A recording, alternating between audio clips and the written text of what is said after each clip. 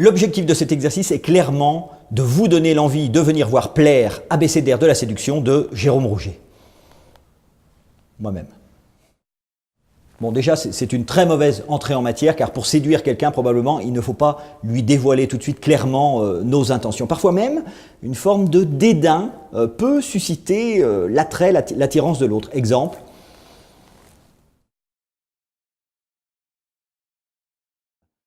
Donc évidemment, cette distance comme ça en apparence peut susciter le rejet, mais elle peut susciter aussi une forme d'attirance. Quelqu'un qui reste indifférent nous laisse justement rarement indifférents. En parlant de distance, physiquement aussi cette fois, il ne faut pas entrer dans ce qu'on appelle la sphère d'intimité de l'autre. Par exemple, vous voyez, si je me rapproche, eh bien clairement ça devient de plus en plus désagréable jusqu'à devenir carrément oppressant. Et là, on n'est plus du tout concentré sur ce que je dis.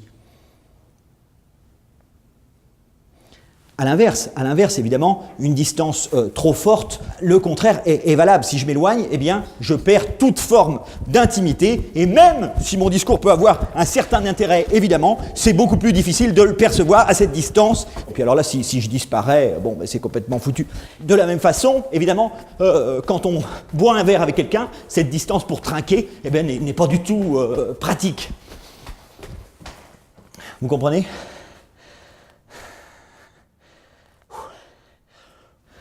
Regardez l'autre droit dans les yeux, ça aussi c'est important. Viens me voir, spectateur. Je te parlerai de séduction et de bien autre chose aussi. Come on.